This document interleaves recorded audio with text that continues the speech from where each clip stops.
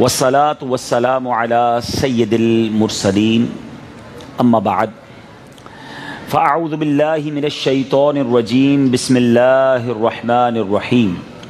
پڑھیے الصلاۃ والسلام علیک یا رسول اللہ وعلی آلک واصحابک یا حبیب اللہ. الصلاۃ والسلام علیک یا نبی اللہ وعلی آلک واصحابک یا نور اللہ. نویت سنت الاعتکاف. میٹھے میٹھے اسلامی بھائیوں اور سوشل میڈیا کے ناظرین، الحمدللہ عز و جل آج ہجرت کالونی میں سنت و بھرے اجتماع کا سلسلہ ہے اور رب کریم ہم سب کا یہاں جمع ہونا اپنی بارگاہ میں قبول فرمائے. بیان سے پہلے آج جب میں اجتماع کے لیے آ رہا تھا تو مجھے اپنا بچپن یاد آ گیا، کیونکہ میں یہیں پیچھے جو اسکول ہے ابھی پبلک اسکول میں ہی میں نے میٹرک کیا ہے، اور میں روزانہ ہی یعنی یوں سمجھیے 1985 سے لے کر 1990 تک، 1990 میں میٹرک کیا تھا تو 85 سے 90 تک روزانہ اسی راستے سے گزرتا تھا، کیونکہ آگے ہی کلفٹن میں ہمارا گھر ہوا کرتا تھا. میں سوچ رہا تھا کہ وہ بھی ایک دن تھے، کبھی زندگی میں سوچا نہیں تھا کہ اسی علاقے میں ایک وقت ایسا بھی آئے گا کہ سنت و بھرے بیان کے لیے حاضری کا شرف ملے گا اور اتنی محبتوں کے ساتھ آپ بلائیں گے اور اتنی تعداد میں جمع ہوں گے. یہ سب دعوت اسلامی کے مدنی ماحول کا کرم ہے. وہ شعر سنتے ہیں نا، اسی ماحول نے ادنا کو اعلیٰ کر دیا، دیکھو اجالا ہی اجالا ہی اجالا کر دیا. دیکھو ہم تو کچھ بھی نہیں تھے، ہمیں اپنی زندگی کے وہ دن بھی یاد ہیں کہ آج اللہ کی رحمت سے اگر کچھ بولنا آ گیا ہے، کچھ سیکھ گئے ہیں تو یہ سب مرشد کریم کا اور دعوت اسلامی کا احسان ہے. اللہ دعوت اسلامی کو مزید ترقیاں عطا فرمائے. درود پاک پڑھنے کے بے شمار فضائل و برکات ہیں. کعبے کے بدر الدجا، طیبہ کے شمس الضحیٰ صلی اللہ تعالیٰ علیہ وسلم پر درود پڑھنا ایک ایسا شاندار وظیفہ ہے کہ جب جب اس کے فضائل سنتے ہیں، جب جب روایتیں پڑھتے ہیں، حدیثیں پڑھتے ہیں، سنتے ہیں تو عقلیں حیران ہو جاتی ہیں کہ درود پاک کیا کمال کا وظیفہ ہے. دنیا میں پڑھو تو دنیا اچھی کر دے اور دنیا میں پڑھو تو آخرت بھی اچھی کر دے. قبر میں بھی کام آئے، محشر میں بھی کام آئے، حوض کوثر پر بھی کام آئے، پل صراط پر بھی کام آئے. کیسا وظیفہ ہے. لیکن ایک کمال کی بات یہ ہے، سرور کائنات صلی اللہ تعالیٰ علیہ وسلم کو دنیا میں بظاہر تشریف لائے ہوئے، ظاہری طور پر کرم فرما ہوئے تقریباً 1450 سال کا عرصہ ہوا اپروکسیمیٹلی، کچھ مزید اس سے زیادہ. تو اس کے بعد سے پیارے آقا کے دنیا میں آنے کے بعد سے لے کر قیامت تک جو امت ہے، یہ نبی پاک کی امت ہے. میرے آقا کے بعد کسی نبی نے نہیں آنا، آپ خاتم النبیین ہیں. تو جو بھی پیارے آقا کا امتی درود پڑھتا ہے یقیناً برکتیں پاتا ہے. مگر مزے کی بات یہ ہے، پیارے آقا علیہ الصلوۃ والسلام وہ عظیم ہستی ہیں کہ جب دنیا میں تشریف نہیں لائے تھے نا، آپ کے دنیا میں ظاہری طور پر آنے سے پہلے بھی اگر کسی نے آپ پر درود پڑھا تو اس کا بیڑا پار ہو گیا. اس سے پہلے بھی آپ کی تعظیم کی، اس سے پہلے بھی آپ کا اکرام کیا، اس کی بگڑی آقا نے وہاں بھی بنا دی. نبی پاک کے ذکر نے وہاں بھی اس پر کرم کیا. کسی اور کی بات کیوں کریں. ہمارے جد امجد حضرت آدم علیہ نبینا علیہ الصلوۃ والسلام کی جو توبہ قبول ہوئی ہے، توبہ جو قبول ہونا ہے وہ بھی سبب کیا بنا. آپ نے اللہ کے نام کے ساتھ عرش پر نبی پاک علیہ الصلوۃ والسلام کا نام لکھا دیکھا، پیارے آقا کے وسیلے سے دعا مانگی.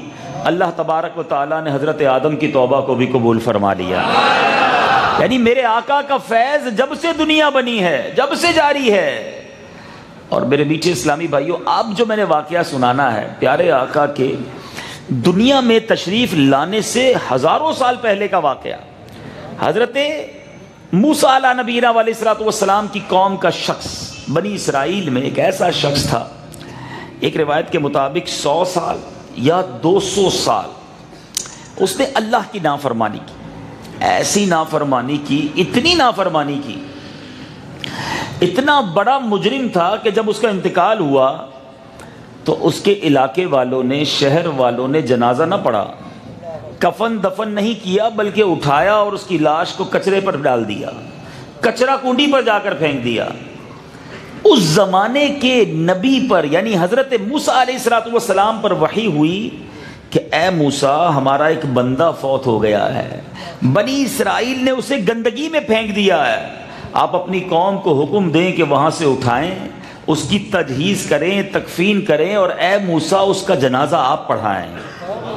ایسا مجرم کہ جس کے جنازے کو کفن دفن دیے بغیر، جنازہ پڑھے بغیر کچرے پر ڈال دیا ہو، حضرت موسیٰ سے کہا جا رہا ہے جاؤ اور جنازہ پڑھاؤ اور اس کا انتظام کرو۔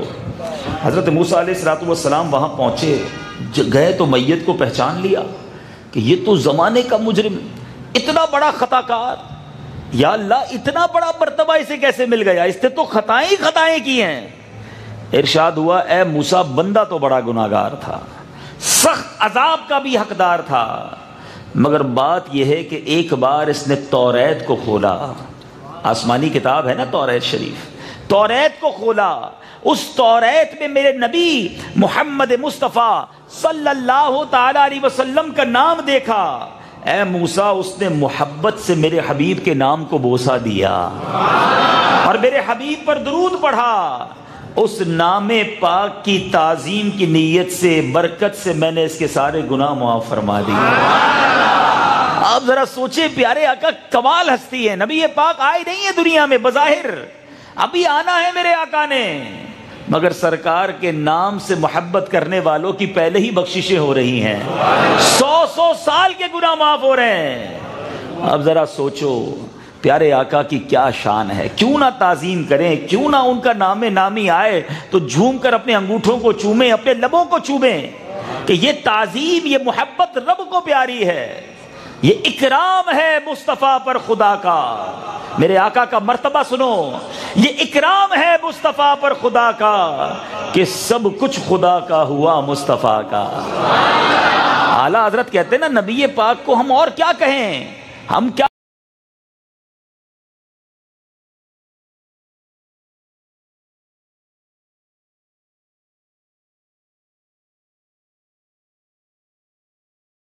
جو نبی پاک فرما دیں، جو آقا کی چاہت ہو وہی رب کی چاہت ہو۔ بریلی کے تاجدار لکھتے ہیں نا، بخدا خدا کا یہی ہے در، بخدا خدا کا یہی ہے در، نہیں اور کوئی مفر مکر، جو وہاں سے ہو یہیں آ کے ہو، جو یہاں نہیں وہ وہاں نہیں۔ تو بہرحال میرے بیچے اسلامی بھائیوں، اپنے آقا و مولا صلی اللہ تعالی علیہ وسلم پر سے بے انتہا محبت کیجئے، اور محبت کا تقاضا یہ ہے کہ جس سے پیار ہو جائے نا، جس سے محبت ہو جائے، اس کا ذکر بار بار زبان پر ہونا چاہیے۔ دنیا کا بھی دستور ہے، آپ کسی کے ساتھ بیٹھ جائیں تھوڑی دیر، آدھا گھنٹہ بیٹھیں، اگر جس کو اپنے بھائی سے پیار ہوگا، اپنے استاد سے، اپنے دوست سے، واٹ ایور جس سے بھی محبت ہوگی نا، ہر تھوڑی دیر بعد گھما پھرا کے وہ اس کی بات لے ہی آتا ہے، بندہ پہچان لیتا ہے یار یہ اس کو بڑا چاہتا ہے، یہ اس سے بڑی محبت کرتا ہے، کیونکہ ہر تھوڑی دیر بعد یہ اسی کی بات کرتا ہے۔ کچھ ماشاءاللہ اپنے پیر صاحب سے بڑی محبت کرتے ہوتے ہیں، تھوڑی دیر بعد مرشد کا تذکرہ کر رہے ہوتے ہیں۔ تو ایک غلام جو نبی پاک کا امتی ہے وہ سوچے کہ پورے دن میں from the morning till night, سارے دن میں میری زبان پر میرے آقا علیہ الصلوۃ والسلام کا کتنا نام آتا ہے، میں کتنی بار درود پڑھتا ہوں، جس کا امتی ہوں انہیں کتنی بار یاد کرتا ہوں۔ قاضی ایاز نے شفا شریف میں امت پر نبی پاک علیہ الصلوۃ والسلام کے حقوق تحریر فرمایا کہ امتیوں پر پیارے آقا کے 8 حقوق ہیں۔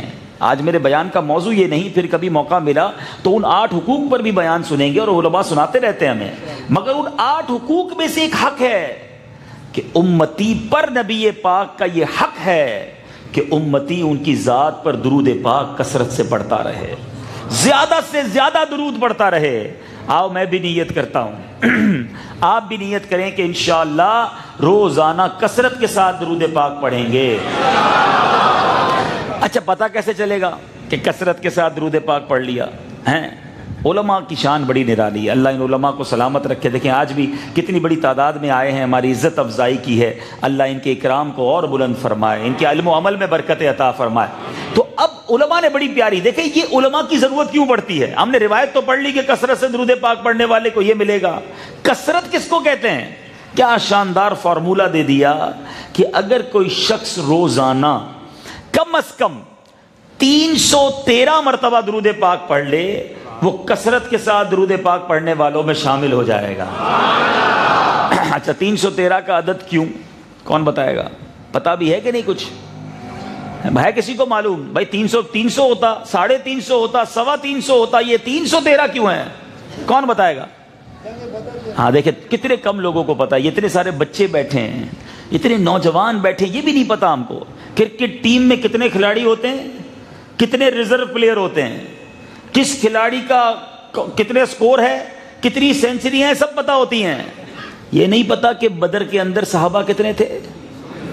313 صحابہ تھے۔ یہ عدد تو ادھر بیٹھا ہونا چاہیے، نسبت والوں، اسی تو 12ویں والے، 11ویں والے ہیں، 25ویں والے، 26ویں والے، ہم تو نسبتوں والے ہیں نا، تو 313 کیوں یاد نہیں ہے آپ کو؟ اور شاندار غزوہ ہے اسلامی تا کفر و شرک کا، کفر اور اسلام کے درمیان یہ ایسا معرکہ تھا جس کو ڈیسائیڈر کہا جاتا ہے، فیصلہ کن معرکہ تھا۔ اللہ اکبر، آپ پڑھیں بدر کو، یہ وہ جنگ ہے جس میں فرشتوں کی فوج نازل ہوئی ہے۔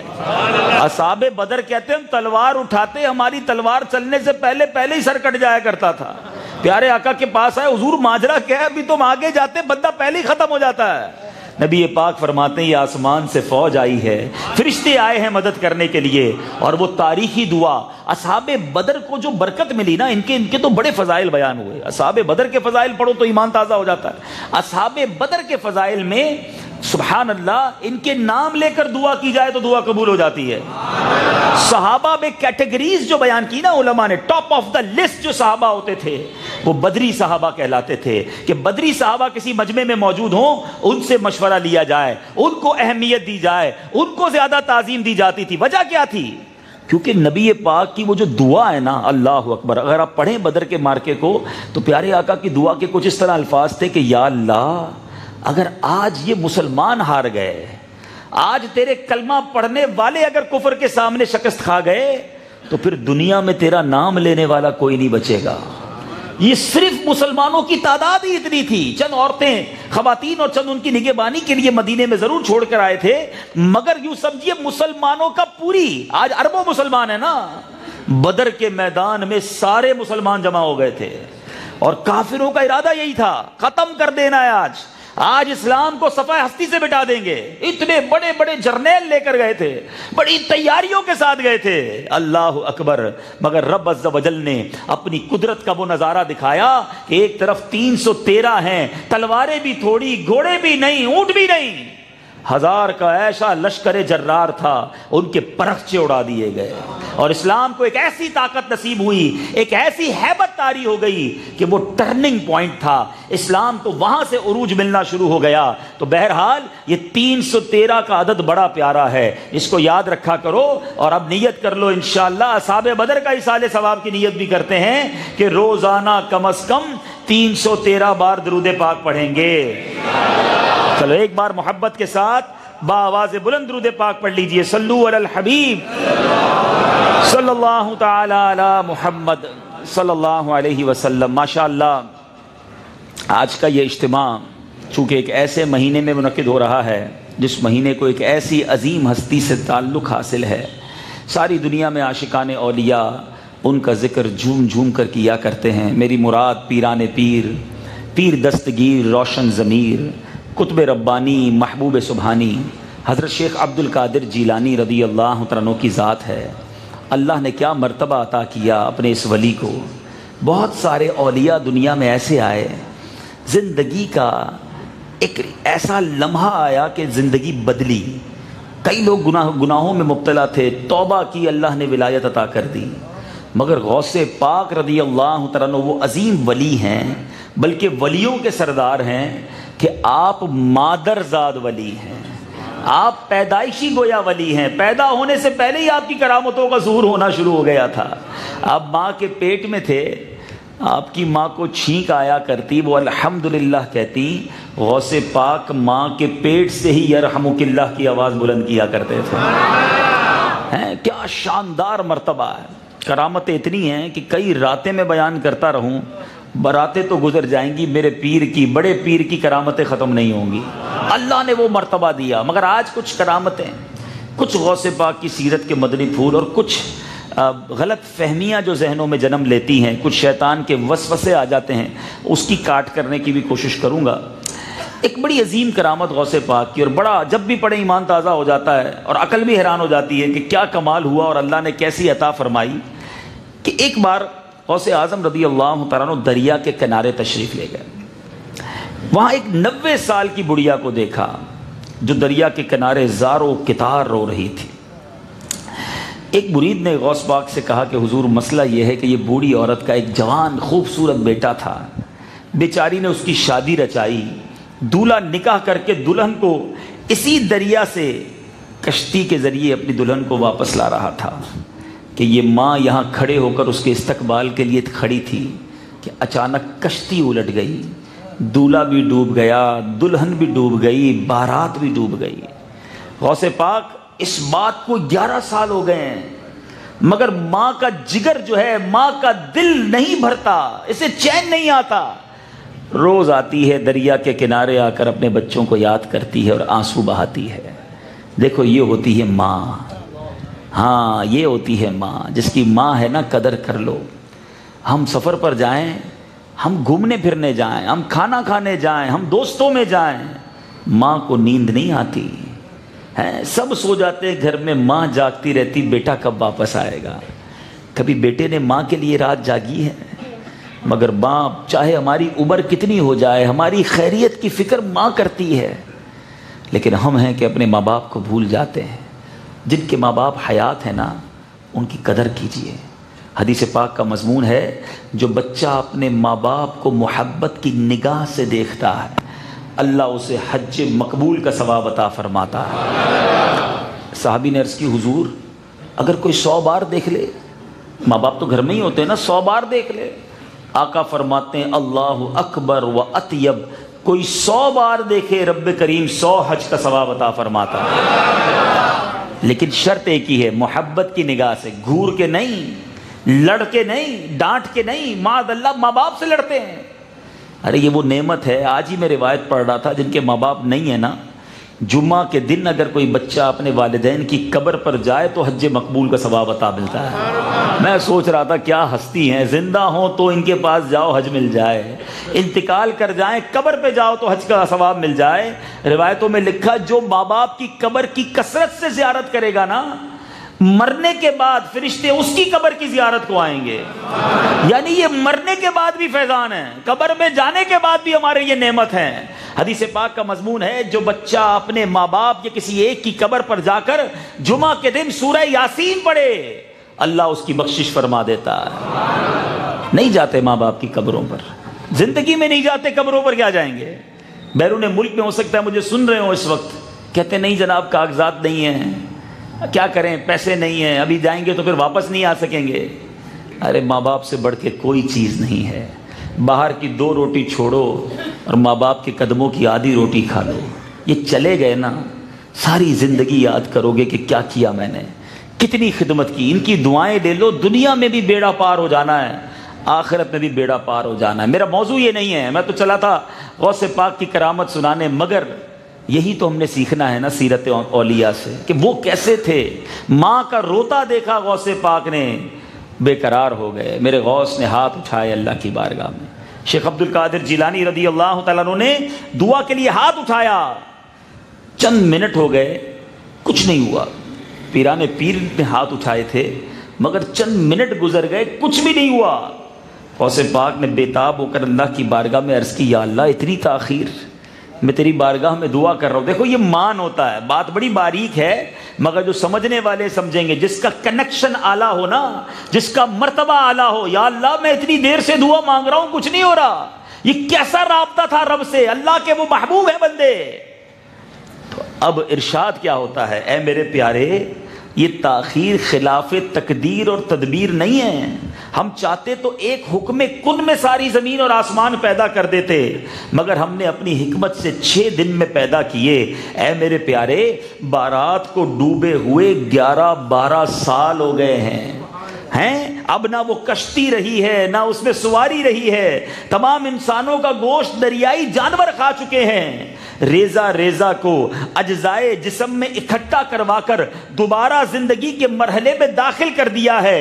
اب ان کی آمد کا وقت ہے، ابھی یہ گفت و شنید جاری ہے، ابھی یہ پیغام آ رہا ہے کہ دنیا نے دیکھا کہ اس کشتی کے، اس دریا کے اندر سے 12 سال پرانی ڈوبی بارات باہر نکل آتی ہے، کشتی بھی آتی ہے، اس میں دولہا بھی ہے، اس میں دلہن بھی ہے، اس میں بارات بھی ہے۔ اللہ اکبر، ماں حیران۔ وہ کشتی جب کنارے لگتی ہے، دولہا اپنی ماں سے ملتا ہے، ماں کی خوشی کا عالم کیا ہوگا، ساری بارات خوشی خوشی گھر کو جاتی ہے۔ اے میرے میٹھے اسلامی بھائیوں، اس کرامت کو سن کر اس زمانے میں بے شمار غیر مسلموں نے غوث پاک کے ہاتھ پہ کلمہ پڑھ کر اسلام قبول کر لیا۔ اب ذرا یہ کرامت بہت اعلیٰ بھی ہے، مگر صحیح بات یہ ہے کہ جب بھی آپ بزرگوں کا، صحابہ کا، نبیوں کا چرچا بلند کریں گے نا تو شیطان کو تو پرابلم ہوگی نا، تو دلوں میں کچھ نہ کچھ تو ڈالے گا نا، دماغوں میں کچھ نہ کچھ تو ڈالے گا۔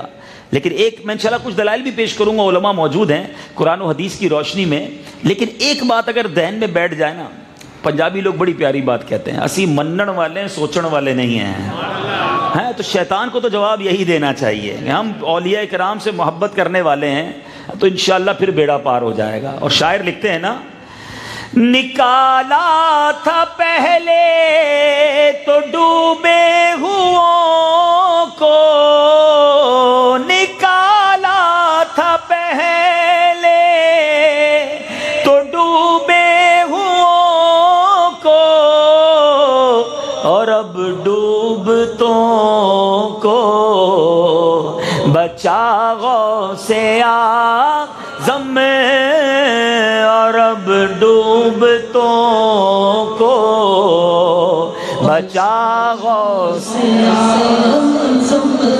اب ذرا کرامت پہلے تو اس کو سمجھ لیجئے، کچھ لوگ مکس کر جاتے ہیں۔ نبی کے ساتھ اگر کوئی ایسا معاملہ ہو اعلان نبوت کے بعد تو وہ معجزہ ہوتا ہے، خلاف عادت امر، کوئی ایسا کام جو عادتاً نہیں ہوتا ہو، کوئی پانی پہ نہیں چل سکتا، کوئی ہوا میں نہیں اڑ سکتا، عادت کے خلاف کوئی کام انبیاء سے حق کی دلیل کے لیے ہو تو وہ معجزہ، اولیاء کرام سے ہو تو وہ کرامت ہے، اور کرامت کا ثبوت تو قرآن سے موجود ہے۔ جی ہاں، اولیاء کرام کی کرامتیں ہمارے قرآن میں موجود ہیں، پرابلم یہ ہم قرآن پڑھتے نہیں تو شیطان ہمارے ذہنوں میں وسوسہ ڈال دیتا ہے۔ بڑا مشہور واقعہ ہے، حضرت سلیمان علیہ نبینا علیہ الصلوۃ والسلام کا دور تھا، تخت بلقیس لانے کی بات ہو رہی تھی۔ میں آپ کو کہوں کہ یہ ٹیبل ہے بہت چھوٹا سا، یہاں سے اٹھائیں اور ذرا کورنگی پہنچا دیں تو آپ کہیں گے سوزوکی منگوانی پڑے گی، سوزوکی میں رکھیں گے، لے کر جائیں گے، 1-2 گھنٹے تو لگ جائیں گے، ایسا ہی ہے۔ میں کہوں نہیں مجھے 1 منٹ میں چاہیے، آپ کہیں گے ذرا طبیعت لگتا ہے ٹھیک نہیں ہے حضرت کی، 1 منٹ میں کورنگی کہاں سے پہنچے گا، موبائل میسج تھوڑی ہے جو ادھر پہنچ جائے گا، بھائی ٹیبل اٹھانی پڑے گی۔ حضرت سلیمان علیہ نبینا علیہ الصلوۃ والسلام نے اپنے ساتھیوں سے کہا کہ ملکہ بلقیس آ رہی ہے، میں چاہتا ہوں اس کے آنے سے پہلے تخت بلقیس یہاں پہنچ جائے۔ قرآن کی تفسیر پڑھو، کئی گز لمبا، کئی گز چوڑا وہ تخت تھا، ملکہ کا تخت تھا نا، زیورات سے لدا ہوا۔ تو آپ قرآن کا واقعہ ہے، وہاں بیٹھا شخص کہتا ہے حضور آپ کی مجلس جن تھا، وہ جن کہتا ہے حضرت سلیمان کے غلاموں میں جنات بھی تھے، کہ حضور آپ کی محفل ختم ہونے سے پہلے میں لے آؤں گا۔ حضرت سلیمان فرماتے مجھے اس سے بھی پہلے چاہیے۔ تو قرآن کہتا ہے کہ ایسا شخص جس کے پاس کتاب اللہ کا علم تھا، کہتا ہے حضور آپ کے پلک جھپکنے سے پہلے لے آؤں گا۔ دعویٰ نہیں کیا، قرآن کہتا ہے پلک جھپکی نہیں، تخت موجود تھا، وہ نبی نہیں تھے جس نے یہ تخت بلوا لیا ہے۔ قرآن نے فرمایا نا، حضرت عیسیٰ حضرت سلیمان کے ماننے والے آپ کے امتی تھے، گویا اللہ کے ولی کی کرامت کا تذکرہ قرآن میں موجود ہے۔ ہماری عقل نہیں مانتی، یہ ٹیبل 1 منٹ میں کورنگی نہیں پہنچ سکتا، مگر اللہ کے اولیاء کو رب نے وہ پاور دیا ہے، اللہ نے دیا ہے نا، تو وہ بالکل ہوا، اور قرآن میں واقعہ موجود ہے۔ دوسری کرامت جو قرآن میں تذکرہ ہوا، حضرت مریم رضی اللہ تعالی عنہا، یہ حضرت عیسیٰ کی والدہ ہیں، یاد رہے، ٹھیک ہے۔ آپ ولیہ ہیں، نبی تو نہیں ہو سکتی، عورت تو نبی نہیں ہو سکتی، آپ ولیہ ہیں، مگر قرآن میں محراب مریم کا تذکرہ ہے کہ آپ ایک محراب میں عبادت کرتی تھیں اور حضرت زکریا تشریف لائے تو دیکھا بے موسم کے پھل ہیں، مثال کے طور پہ سردیوں میں گرمیوں کے پھل ہیں، اے مریم یہ تمہیں کہاں سے ملے؟ کہ اللہ نے عطا فرمائے ہیں۔ تو گویا بے موسم کے پھل ملنا یہ پاسبل نہیں تھا، ہماری عقل تو نہیں مانتی۔ قرآن کہتا ہے کہ اللہ کی اس ولیہ کو رب نے یہ برکت عطا فرمائی، تو پرابلم اس کو ہوگی جو اللہ کی قدرت پر یقین نہ رکھے۔ ہم سب کا عقیدہ یہ ہے، یاد رکھیے، اگر اس بات کو سمجھ جائیں گے تو کبھی کسی ولی کی ولایت میں ٹینشن نہیں ہوگی۔ ہم سب کا عقیدہ یہ ہے کہ اللہ قادر ہے، ان اللہ علی کل شیء قدیر، وہی مالک، وہی خالق، وہی قادر ہے، وہ جسے چاہے اپنے بندوں کو پاور عطا کرے، جسے چاہے ان پر جناب انہیں اور کرامتیں عطا فرمائے، برکتیں نصیب فرمائے۔ ہمارا یہ عقیدہ ہے کہ جتنے اولیاء، جتنے صحابہ، جتنے انبیاء اگر کچھ کرامت بھی دکھاتے ہیں یا کسی کی مدد بھی کرتے ہیں وہ اللہ کی عطا سے کرتے ہیں۔ اللہ کے پاس جو کچھ ہے وہ اس کا ذاتی ہے، اور اس کے علاوہ جس کے پاس جو کچھ ہے وہ اللہ کا دیا ہوا ہے۔ تو پھر تو شرک کی کوئی بات ہی نہیں بنتی نا، بس خواہ خواہی کے وسوسے کریٹ کیے جاتے ہیں۔ ہاں اب ایک اور سوال ذہن میں آتا ہے کہ جناب ٹھیک ہے کرامت تو سمجھ آ گئی، مگر زندہ کرنے والی ذات تو رب کی ذات ہے۔ یہ غوث پاک نے 12 سال پرانی بارات نکال دی، تو یہاں بھی ہم یہی کہیں گے اللہ کی عطا سے، اللہ نے یہ پاور دیا تو آپ نے یہ کرامت دکھائی۔ تو پھر بندہ کہتا ہے نہیں جناب مردہ کوئی زندہ نہیں کر سکتا، چلیں قرآن سے ہی جواب لے لیتے ہیں، کیا اللہ کے سوا کوئی مردہ کو زندہ کر سکتا ہے؟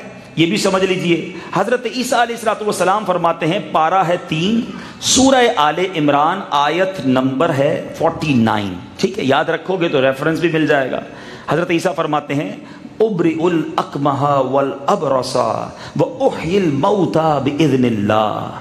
حضرت عیسیٰ کہتے ہیں میں، سنو وسوسے کی کاٹ ہو جائے گی، وہ فرماتے میں شفا دیتا ہوں مادر زاد اندھوں کو، شفا دینے والی ذات تو اللہ کی ذات ہے۔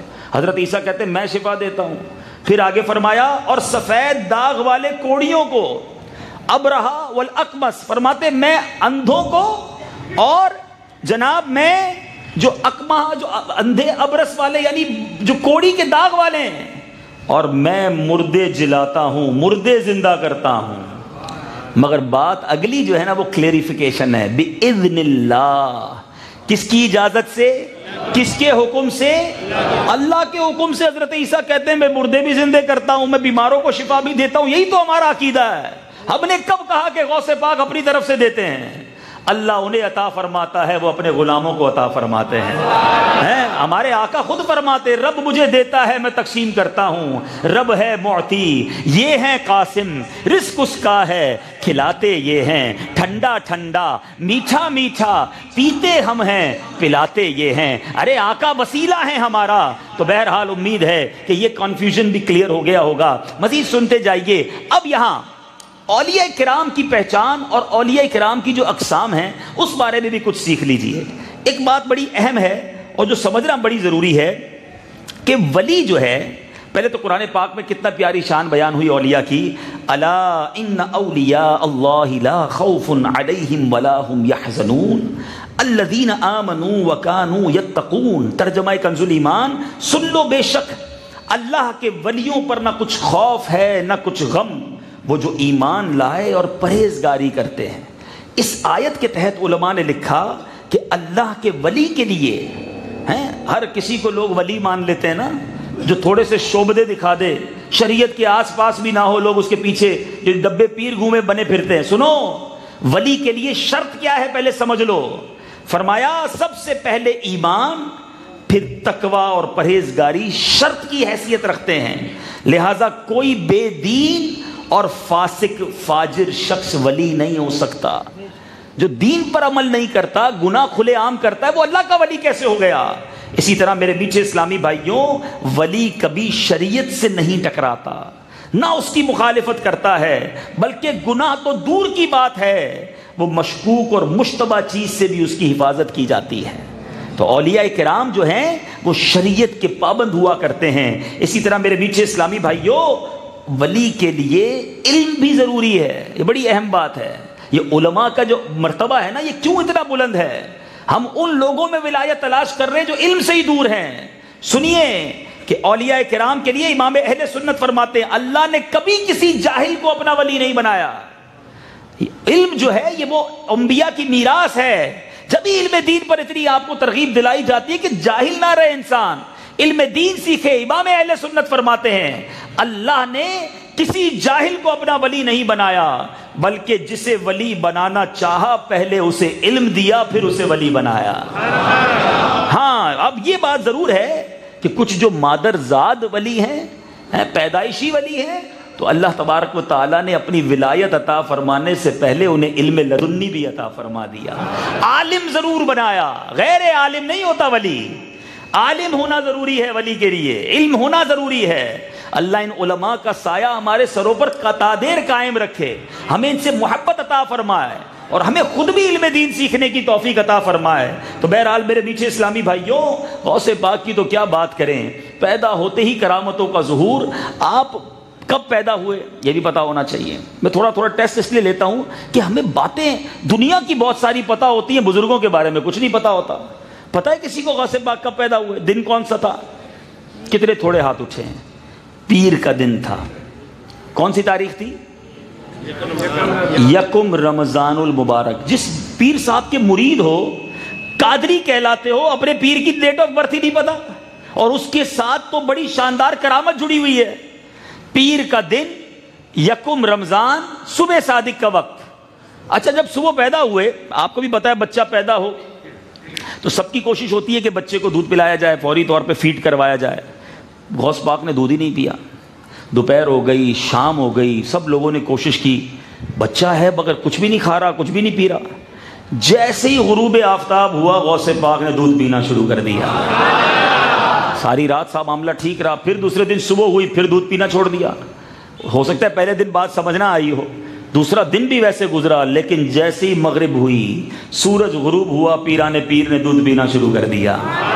اب سمجھ آئی بغداد والوں کو کہ ایسا بچہ پیدا ہوا ہے جو پیدا ہوتے ہی روزے رکھ رہا ہے.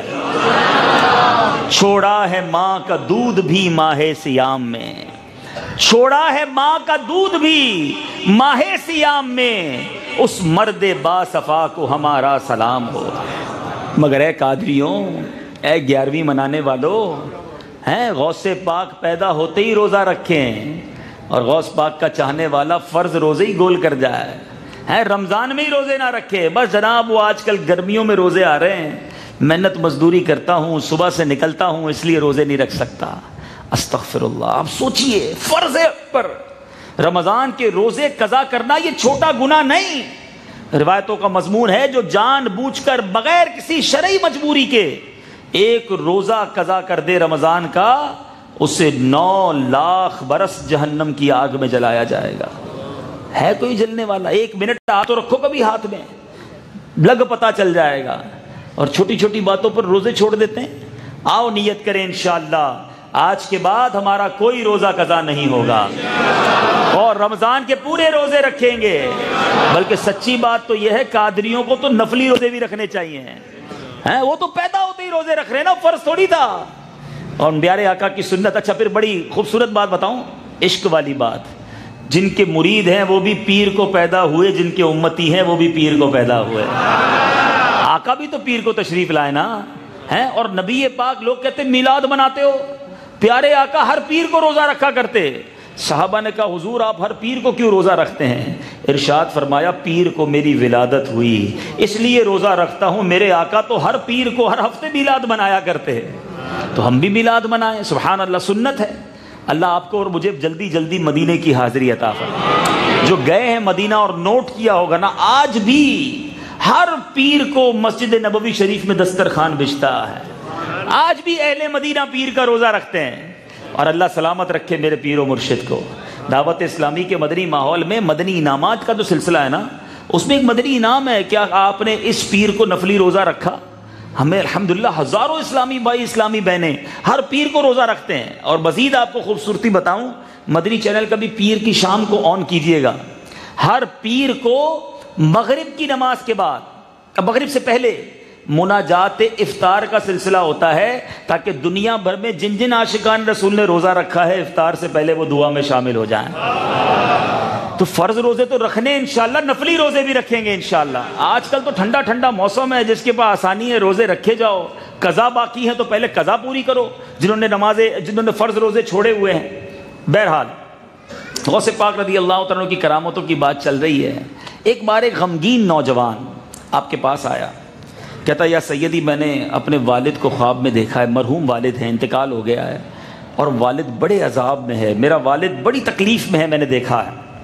حضور کچھ کیجئے، میرے والد نے مجھے عذاب میں گرفتار تھا، خواب میں ہی کہا کہ بیٹا شیخ عبد القادر جیلانی کے پاس جاؤ اور میرے لیے دعا کرواؤ. وہ غمزدہ بیٹا پیران پیر سیدی غوث اعظم کی بارگاہ میں حاضر ہوا کہ حضور دعا کیجئے، ابو عذاب میں ہیں.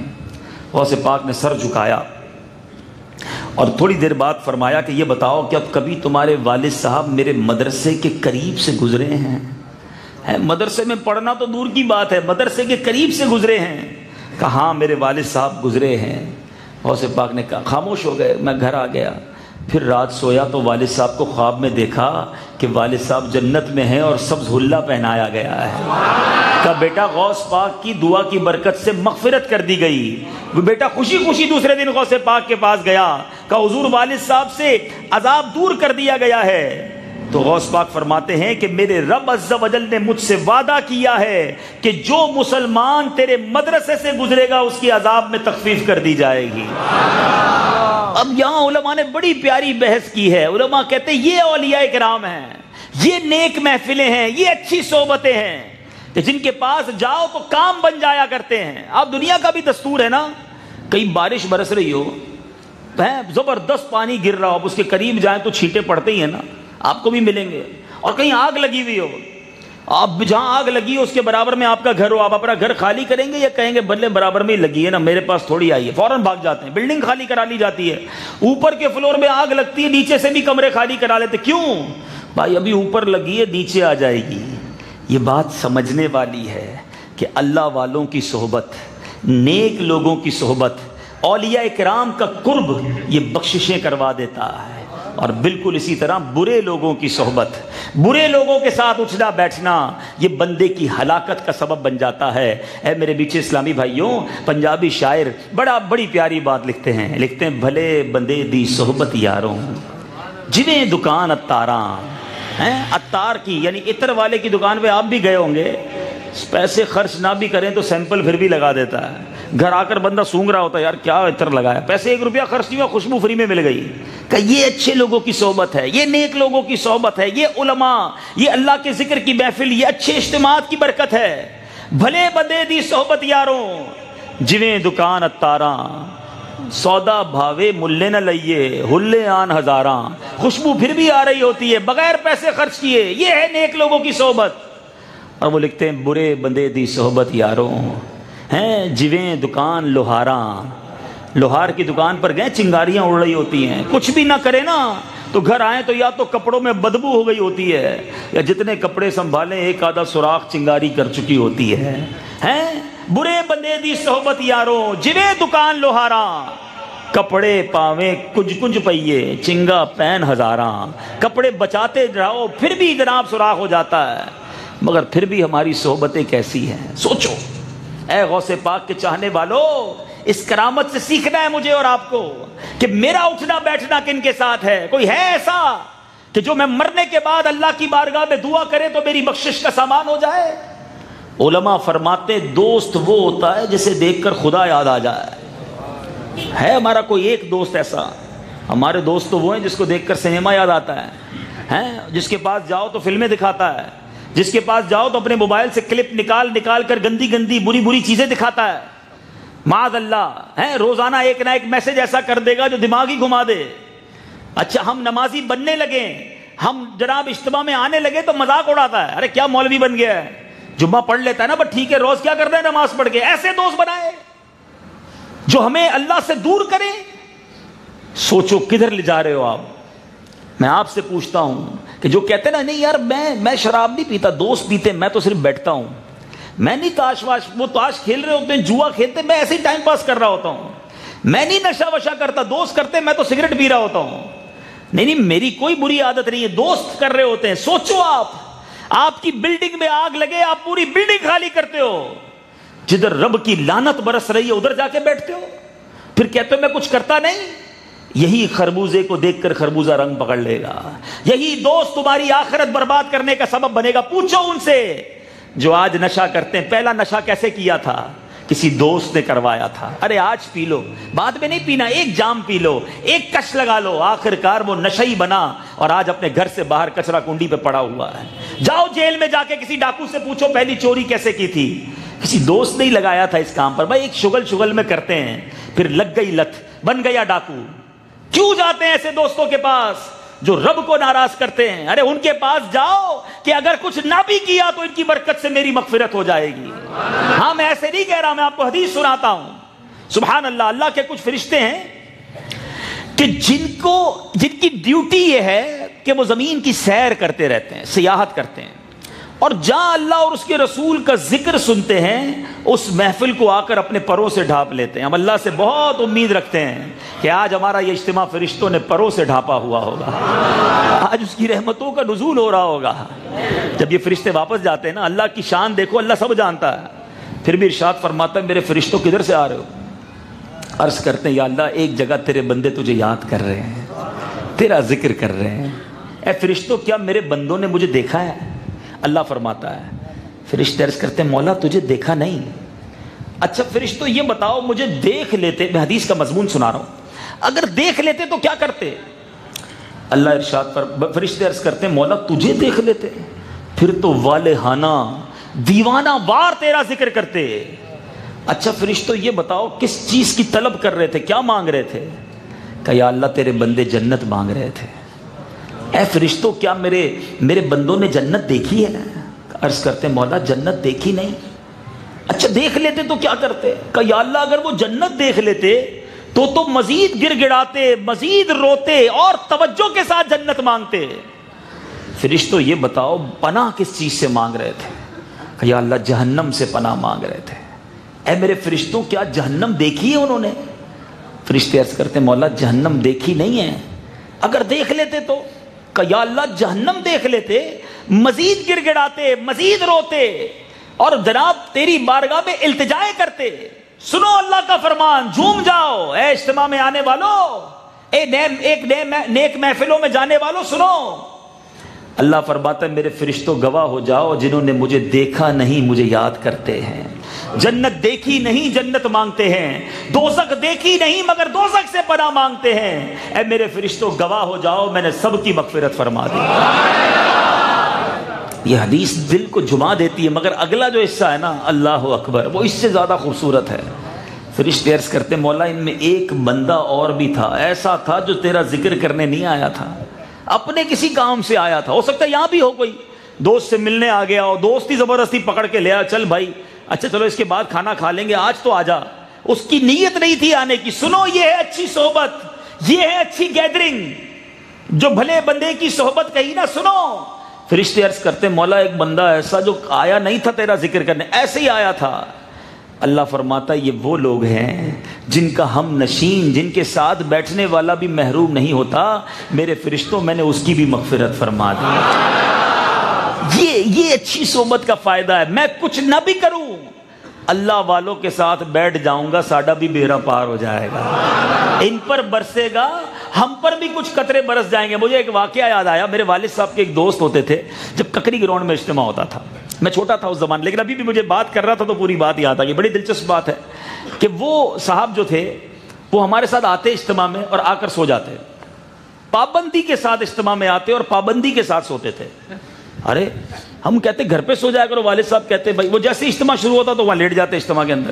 تو کمال کا جواب دیا کرتے یار گھر پہ سوؤں گا کچھ نہیں ملے گا، ادھر سوؤں گا ان نیک لوگوں پر برسے گا، مجھ پر بھی کچھ چھینٹے پڑ جائیں گے. تو کس کی کیا نیت ہو ہے، کسی کو وہ جیسے چاہے جیسے نواز دیں، یہ مزاج عشق رسول ہے. تو بہرحال یہ تڑپ ہونی چاہیے کہ یار میں نیک لوگوں کے ساتھ تو جڑ جاؤں نا. اچھوں کے سنگ ترے، جو اچھوں کے سنگ ہو جائے وہ تر جایا کرتا ہے. تو اچھی صحبت اپنائیے. اے غوث پاک کے چاہنے والوں، بری صحبت یہ ہمیں چھوڑنی ہوگی، اس کے علاوہ کوئی فارمولہ ہی نہیں ہے. ہم نے کئی علماء کے بیان سنے، کئی اجتماعات پہ شرکت کی، کئی بار توبہ کی، کئی بار نیت کی کہ بس نمازی بن جاؤں گا، اب گناہ نہیں کروں گا، فلمیں ڈرامے نہیں دیکھوں گا، حرام روزی نہیں کماؤں گا، بے حیائی کے کام نہیں کروں گا۔ آخر وجہ کیا ہے کہ پھر وہی کرتے ہیں؟ وجہ یہی تو ہے۔ میں آپ سے سوال کرتا ہوں، اتنے سارے بیٹھے ہیں، کوئی ایک ہے جس کا اس وقت فلمیں دیکھنے کا جی چاہ رہا ہے؟ نہیں ہوگا کوئی بھی۔ کوئی ایسا ہے جس کو معاذ اللہ بھی کوئی بے حیائی کا کام کرنے کا رائٹ اوے جی چاہ رہا ہے؟ کیوں نہیں چاہ رہا بھائی؟ کیونکہ ہم اچھی محفل میں بیٹھے ہیں، اللہ کے گھر میں بیٹھے ہیں، صحبت اچھی ہے، اچھی باتیں ہو رہی ہیں۔ اس کا مطلب اگر میں اچھے ماحول میں ہوں تو اچھا بن جاتا ہوں۔ پرابلم یہ ہے کہ جیسے یہ ماحول چھٹتا ہے، وہی دوست ہیں، وہی گیدرنگ ہے، وہی بے حیائی کی باتیں ہیں، وہ مجھے نیک نہیں بننے دے رہے۔ یہ دوست کام نہیں آئیں گے میٹھے اسلامی بھائیوں، یاد رکھنا۔ دوست وہی کام آئیں گے جو میرے مرنے کے بعد میرا جنازہ پڑھ سکیں، میرے مرنے کے بعد مجھے غسل دے سکیں، مجھے کفن دے سکیں، صحیح طریقے سے سنت کے مطابق قبر میں اتار سکیں۔ کوئی ایک دوست ایسا ہے جس کو قرآن صحیح پڑھنے آتا ہے کہ مرنے کے بعد قبرستان آ کر مجھے یاسین تو سنا دے؟ ہمارے دوستوں کو تو قرآن پڑھنا بھی نہیں آتا، ہمیں خود نہیں آتا۔ اب سوچئے آپ کدھر جا رہے ہیں، ہم اپنی زندگی کو کدھر کیسے گزار رہے ہیں؟ ہمیں تبدیل ہونا ہوگا۔ غوث پاک کے چاہنے والوں، بہت ساری کرامتیں سنا سکتا ہوں، آپ نعرے بھی لگاتے رہیں، بیان بھی چلتا رہے، لوگ کہیں بڑا اچھا بیان تھا، لیکن کچھ تو سیکھ کر جائیں نا، کچھ تو فرق آئے میرے اندر کہ یار پیرانے پیر کی بات ہوئی اور میں نے اپنے اندر یہ تبدیلی لائی کہ بس اب میں جناب برے دوستوں میں نہیں بیٹھوں گا۔ غوث پاک رضی اللہ تعالیٰ عنہ کی سیرت کا ایک اور خوبصورت پہلو سنو۔ غوث پاک فرماتے میں 40 سال تک میں نے عشاء کے وضو سے فجر کی نماز ادا کی۔ کہتے ساری رات عبادت کرنے کے لیے کیا کرتے تھے پتہ ہے؟ فرماتے میں دیوار کے اندر کھوٹی لگاتا، اس سے رسی باندھتا اور اپنی کمر پر باندھ لیتا اور کھڑے کھڑے عبادت کرتا۔ نیند آتی تو جھٹکا لگتا، وہ کھوٹی مجھے کھینچتی، میری آنکھ کھل جاتی تاکہ مجھے نیند نہ آئے، میں ساری رات اللہ کی عبادت کرتا رہوں۔ ساری رات فلمیں دیکھتے ہیں غوث پاک، ساری رات عبادت کریں، اور خود کو غوث پاک کا غلام کہلانے والا، 11ویں منانے والا ساری رات فلمیں دیکھے۔ غوث پاک 40 سال تک عشاء کے وضو سے فجر پڑھے، اور قادری کہلانے والا نہ عشاء پڑھے نہ فجر پڑھے۔ بتاؤ نا یہ کیسی اولیاء کی غلامی ہے؟ یا امیر اہل سنت بڑی پیاری بات فرماتے ہیں، ہم نیاز کھانے والے نیازی ضرور ہیں، مگر نیازی سے پہلے ہم نمازی ہیں۔ ہم جس غوث پاک کے مرید ہیں وہ نمازی کیسے تھے؟ روزانہ 1000 نفل پڑھتے، ہم فرض پورے نہیں پڑھتے۔ ادھر جس کو دیکھو فرض واجب پڑھی، اب تو لوگ عجیب ٹرینڈ بنتا جا رہا ہے، علماء سے پوچھتے سنت ہی ہے نا، ضروری تو نہیں۔ وہ اللہ کے بندو، ہمارے اولیاء کی نفلیں نہیں چھوٹتی تھی، تم نے سنتیں چھوڑنا بھی شروع کر دی، بس صرف فرض پڑھ لو جناب۔ نہ کرو ایسا، بہت تھوڑی زندگی ہے، مرنے کے بعد بندہ افسوس کرے گا کہ کاش میں اور سجدے کرتا اور عبادتیں کرتا۔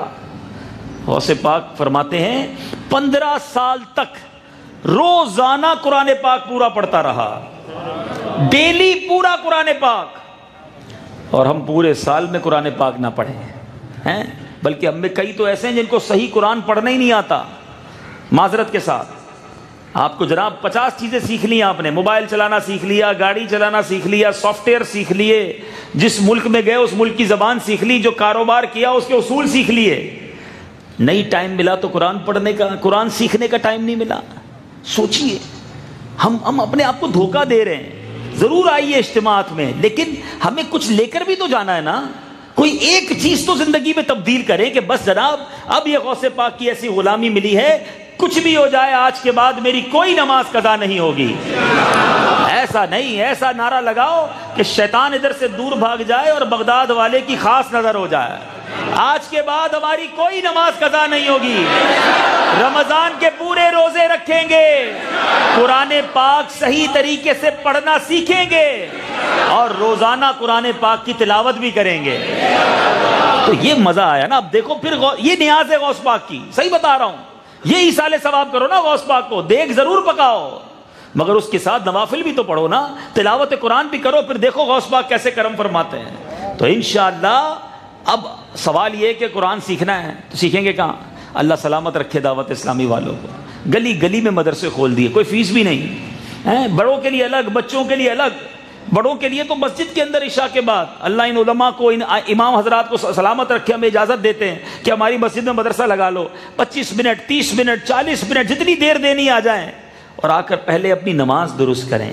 اپنی نماز میں جو قرآن پڑھتے ہیں نا، پہلے وہ ٹھیک کر لیں، تلفظ ٹھیک کر لیں، تاکہ میری نماز ٹھیک ہو جائے، میری تلاوت ٹھیک ہو جائے. تو اگر شوق ہوگا تو آپ چند دنوں میں انشاءاللہ اپنے تلفظ کو ٹھیک کر لیں گے. اچھا، غوث پاک کے ایصال ثواب کے لیے میں نے شروع میں کہا تھا کہ اللہ اپنے اولیاء کو اپنے اولیاء کو پہلے علم عطا فرماتا ہے، جاہل کو ولی نہیں بناتا.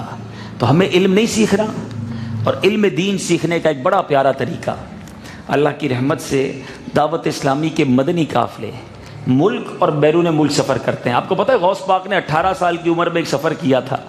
اپنی ماں سے کہا تھا کہ مجھے جیلان سے بغداد جانا ہے، ماں مجھے اجازت دے دو، مجھے علم سیکھنا ہے. ماں بھی کیسی تھی، ماں نے کہا نہیں بیٹا جلدی آنا یا نہ جاؤ. ماں نے کہا بیٹا جاؤ، اب میدان محشر میں ملاقات ہوگی. یہ کیسا سفر تھا جس کی کوئی ایکسپائری ڈیٹ، واپسی کی تاریخ نہیں تھی، مگر ہم تو آپ سے 30 دن مانگ رہے ہیں. اللہ کی رحمت سے اس پوری کابینہ سے 17 فروری کو، ابھی بہت ٹائم ہے، میرا خیال ہے 5 جنوری ہے آج، 5 جنوری 17 فروری، 1.5 مہینے بعد، 1.25 مہینے بعد، تو یہ انشاءاللہ 5 جنوری آج، تو 17 فروری کو 1 ماہ 30 دن کے مدنی قافلے سفر کر رہے ہیں. اور مزے کی بات بتاؤں، 1 ماہ لگتا تو زیادہ ہے لیکن باتوں باتوں میں گزر ہی جائے گا. ہمیں کل 25 میں آج آیا، مجھے اپنے اسکول کی بات یاد آ گئی، تو 25 سال 20 سال پرانی بات ایسے یاد آتی ہے کہ یوں نکل گئی. تو مہینہ بھی یوں نکل جائے گا. لیکن آپ کو پتہ ہے آپ کو ملنا کیا کیا ہے اس 1 ماہ میں؟ سب سے بڑی بات تو یہ ہوگی کہ ہماری 5 نمازیں مسجد کے اندر باجماعت ادا ہوں گی. یہ بڑی نعمت نہیں ہے؟ زور سے تو سبحان اللہ بولو یار. تہجد ملے گی، اشراق چاش ملے گی، اللہ نے چاہ اوابین ملے گی. اچھا پھر سنو کیا ملے گا، پھر الحمدللہ ہماری نماز پڑھنے کا طریقہ ہمیں سکھا دیا جائے گا، ہمارے تلفظ درست ہو جائیں گے، نماز جنازہ پڑھنا سکھا دی جائے گی، ہمیں وضو خانے پر بٹھا کر وضو کا طریقہ سکھا دیا جائے گا، ہمیں غسل کے فرائض بتا دیے جائیں گے. اچھا یہ تو سب ہمیں مل رہا ہے، تو جس محلے میں 30 دن رکیں گے اس محلے والوں کو کیا کیا ملے گا؟ وہ درس سنیں گے، وہ بیان سنیں گے، ان کی نمازیں درست ہوں گی. روزانہ جا کر گلیوں میں ہمارے اسلام میں بے نمازیوں کو، محلے والوں کو پکڑ کے مسجد میں لاتے ہیں. آپ کی کوشش سے کوئی ایک نمازی بن گیا نا، پتہ ہے کیا ملنا ہے؟ ایک بزرگ کے بارے میں آتا ہے، آپ فرماتے کہ میں روزانہ 25 نمازوں کا ثواب کماتا ہوں. لوگوں نے کہا حضرت ہم تو 5 پڑھتے ہیں، ہم کو 5 ملتا ہے، آپ کو 25 کیسے ملتا ہے؟ کہ 5 میری، 4 غیر نمازیوں کو نمازی بنا دیا ہے، وہ پڑھی جا رہے ہیں، مجھے ثواب ملا جا رہا ہے. تو یہ اللہ کی رحمت ہے نا. تو مدنی قافلے والے تو کروڑوں نیکیاں لے کر آتے ہیں. تو کیا معلوم یہی 1 مہینہ ہماری مغفرت کا ذریعہ بن جائے، ہماری زندگی میں تبدیلی کا باعث بن جائے. ایک اور بڑی نعمت پتہ ہے کیا ملنی ہے؟ کہ ہم 30 دن انشاءاللہ گناہوں سے محفوظ رہیں گے. یہ بھی بڑی نعمت ہے نا. تو انشاءاللہ ہمت کریں. ہم گھومنے پھرنے ادھر ادھر بہت ٹائم گزار لیتے ہیں. تو 17 فروری کو 1 ماہ کا مدنی قافلہ سفر کرے گا، اس میں سفر کریں گے. اب دیکھیں میں ہجرت کالونی آیا ہوں، مجھے کچھ نہیں چاہیے آپ سے، مجھے آپ مدنی قافلے کا تحفہ دے دیں، اور یہ تحفہ بھی آپ ہی کے کام آئے گا. تو مجھے اگلی بار بھی لگے گا کہ نہیں یار دوبارہ جانا چاہیے، یہ لوگ تو مدنی قافلوں میں سفر کرتے ہیں. تو کون نیت کرتا ہے انشاءاللہ 1 ماہ کے مدنی قافلے میں؟ سبحان اللہ، کیا بات ہے. اور ہمت کریں 11ویں والے غوث پاک کے ایصال ثواب کے لیے ماشاءاللہ. اگر کھڑے ہو جائیں یہ اسلام میں تو انعام بھی لکھ لیں گے. بہت اچھے ہمارے اسلام میں موجود بھی ہیں پیچھے، کھڑے ہو جائیں، اچھی بات ہے، آپ کو ثواب ملے گا. کھڑے ہو کر انشاءاللہ دیدار کر لیں گے آپ کا ماشاءاللہ. یہاں بھی کھڑے ہیں ماشاءاللہ، کھڑے ہو جائیں. سبحان اللہ. اللہ سے دعا ہے یا اللہ جو 1 ماہ کے مدنی قافلے میں جا رہے ہیں انہیں اسی سال مدینے کی حاضری بھی عطا فرما. کیا معلوم ہے وہاں جا کر تو مانگیں گے. سبحان اللہ. تو ماشاءاللہ کیا بات ہے ماشاءاللہ، انعام لکھ لیں. اچھا اب پورا قافلہ تو ایک ہو گیا ماشاءاللہ. مزید بھی چاہیں تو آپ میں سے کچھ ایسے ہوں گے جو سوچ رہے ہوں گے بھی اجازت لینی ہے، چھٹی لینی ہے، تو یہ نیت کر لیں کہ جو مشکل ہے وہ حل ہو گئی تو پھر 1 ماہ کے قافلے میں سفر کریں گے انشاءاللہ. اچھا ایک اور، اب کہیں گے یار کہیں کہ ہم تو نہیں کر پا رہے، چلیں ایک اور آسان بھی ہے. 4، 5، 6 فروری، 5 فروری بھی چھٹی ہے غالباً، 6 فروری بھی چھٹی ہے، 4 اور 5 2 دن تو چھٹی ہے. آپ کی والدہ کے سال ثواب کے لیے بھرپور بس جائے گی. کیا بات ہے. تو کون کون 4، 5، 6 فروری کو انشاءاللہ؟ یہ تو سارے ہی سب کو نیت کرے. 3 دن کے لیے 2 دن تو چھٹی ہے. اور آپ کو انشاءاللہ میں امیر قافلہ سے عرض کرتا ہوں 3 دن میں ان کو نماز ان کی سب کی درست کروا دیں انشاءاللہ. تو 3 دن کے سفر کریں گے انشاءاللہ. اللہ تعالی ہم سب کو عمل کرنے کی توفیق عطا فرمائے. صلو علی الحبیب. مسلمان ہے اور مسلمان کے لیے سب سے قیمتی دولت اس کا ایمان ہے، اور ایمان کی حفاظت کا ایک سبب جو ہے وہ کسی ولی کامل کے ہاتھ میں ہاتھ دینا بھی ہے. الحمدللہ ہمارے درمیان وکیل اقدار بھی موجود، اور یہ امیر اہل سنت کے ذریعے غوث پاک کے مریدوں میں شامل کرواتے ہیں. اور غوث پاک کے مریدوں کی تو کیا شان ہے. غوث اعظم رضی اللہ تعالیٰ عنہ فرماتے ہیں میرا کوئی بھی مرید بغیر توبہ کے نہیں مرے گا. میں ابھی رحمت میں سے کروں گا کہ ہمیں توبہ بھی کروا دیجیے اور امیر اہل سنت کا مرید بھی بنوا دیجیے جو اسلامی بھائی مرید ہونا چاہیے. کہتا جاؤں دہراتے جائیں. بسم اللہ الرحمن الرحیم. الصلاۃ والسلام علیک یا رسول اللہ وعلی آلک واصحابک یا حبیب اللہ. لا الہ الا اللہ محمد الرسول اللہ صلی اللہ تعالی علیہ وسلم. توبہ کرتا ہوں میں اپنے تمام پچھلے گناہوں سے، اور وعدہ کرتا ہوں میں کہ آئندہ شریعت پر چلوں گا، بد مذہبوں اور برے لوگوں کی صحبت سے بچتا رہوں گا، نماز روزے کی پابندی کرتا رہوں گا، والدین کی نافرمانی، جھوٹ، غیبت، چغلی، وعدہ خلافی، گالی گلوچ، فلمیں، ڈرامے، گانے باجے، بے پردگی وغیرہ وغیرہ گناہوں سے بچتا رہوں گا. اے اللہ میری اس توبہ کو قبول فرما اور مجھے میرے وعدے پر ثابت قدم رکھ. مرید ہوتا ہوں میں خاندان عالی شان قادریہ، رضویہ، عطاریہ میں نے اپنا ہاتھ آپ کے ذریعے سے شیخ طریقت امیر اہل سنت کے ہاتھ میں دیا، اور ان کے ذریعے سرکار بغداد حضور غوث پاک رضی اللہ تعالی عنہ کے ہاتھ میں دیا. اے اللہ مجھے جناب غوث اعظم کے مریدوں میں قبول فرما، اور کل قیامت میں غوث پاک کے غلاموں میں اٹھا. صلاۃ والسلام علیک یا نبی اللہ وعلی آلک واصحابک یا نور اللہ. الحمدللہ رب العالمین والصلاة والسلام علی سید المرسلین یا ارحم الراحمین یا ارحم الراحمین یا ارحم الراحمین. یا ربنا یا ربنا یا ربنا یا ربنا یا ربنا یا اللہ یا رحمان یا رحیم. اللہم ربنا آتنا فی الدنیا حسنة وفی الآخرة حسنة وقنا عذاب النار وقنا عذاب القبر وقنا عذاب الحشر وقنا حساب المیزان. اے رب کریم، ایک قرآن پاک، 41 سورہ یاسین، 41 سورہ ملک، 41 سورہ مزمل، 1000 بار سورہ اخلاص، 200 بار سورہ فلق، 200 بار سورہ ناس، 1,00,000 درود پاک، 40,000 بار سبحان اللہ، 40,000 بار الحمدللہ، 40,000 بار اللہ اکبر، لا الہ الا اللہ، 40,000 بار یا سلامو، 40,000 یا کریمو، 40,000 استغفر اللہ، 40,000 اے اللہ یہ ہمارے اسلامی بھائیوں نے پڑھا ہے، اے اللہ اس کو پڑھنا اپنی بارگاہ میں قبول فرما، اور اس کا ثواب اور اس محفل کا ثواب اور جو ہماری زندگی میں جو ٹوٹے پھوٹے نیک اعمال ہیں ان سب اعمال کا ثواب نبی پاک صلی اللہ تعالیٰ علیہ وسلم کی بارگاہ میں ہدیتاً تحفتاً عقیدتاً پیش کرتے ہیں، قبول فرما۔ پیارے آقا علیہ الصلوۃ والسلام کے وسیلہ جلیلہ سے تمام انبیاء کرام، تمام صحابہ کرام، تمام تابعین، تبع تابعین، اولیاء کاملین، خصوصاً بالخصوص سیدی غوث اعظم رضی اللہ تعالیٰ عنہ کی روح مبارکہ کو پیش کرتے ہیں، قبول فرما۔ تمام مسلمین، تمام مسلمات اور بالخصوص میری مرحومہ والدہ کو ایصال کرتے ہیں، قبول فرما۔ محمد شبیر مرحوم، ان کے والدین بیگم راجہ ارشاد، بنت راجہ ارشاد اور محمد اسلم ہاشمی بابا اور جتنے یہاں مسلمان موجود ہیں جن کے جو رشتہ دار اس دنیا سے چلے گئے، مولا سب کی روحوں کو پیش کرتے ہیں، قبول فرما۔ آج کا یہ اجتماع ہماری مغفرت کا ذریعہ بنا دے، اے اللہ ہمارے صغیرہ کبیرہ گناہوں کو معاف فرما۔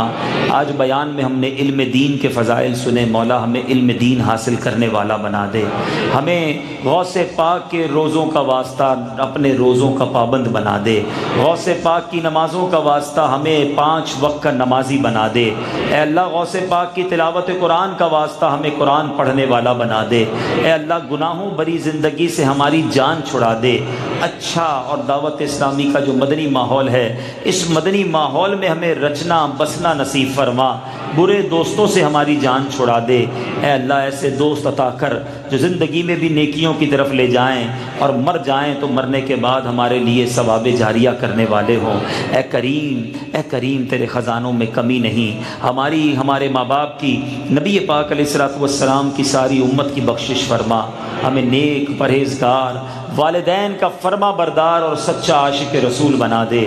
اے اللہ ہاتھ اٹھے ہیں، سر جھکے ہیں، تو سب کے نام بھی جانتا ہے، کام بھی جانتا ہے، اے اللہ سب کی جھولیاں بھر دے، جتنے بیمار آئے ہیں، جو گھر چھوڑ آئے ہیں بیماروں کو، اے شفا دینے والے ہمارے مریضوں کو شفا عطا فرما، جو قرضوں کے بوجھ تلے دب گئے اے اللہ قرضوں سے خلاصی عطا فرما، جو بے اولاد ہیں نیک اور صالح اولاد دے دے، اولاد والوں کو اولاد کا سکھ دکھا دے، ان کی اولاد کو ان کی والدین کی آنکھوں کا نور بنا دے، اے رب کریم بے روزگاروں کو رزق حلال عطا فرما، روزگار والوں کے رزق حلال میں برکتیں عطا فرما، اے اللہ جن کے گھروں میں لڑائی جھگڑے ہیں اے اللہ ان کے گھروں میں امن و سکون عطا کر دے، روٹھوں کو منا دے، بچھڑوں کو ملا دے، جہاں بچیاں بیٹھی ہیں رشتوں کے انتظار میں اللہ اچھے اور نیک رشتے عطا فرما دے، اے اللہ تو سب کے نام بھی جانتا ہے، کام بھی جانتا ہے، مولا آج سب کی جھولیاں بھر دے،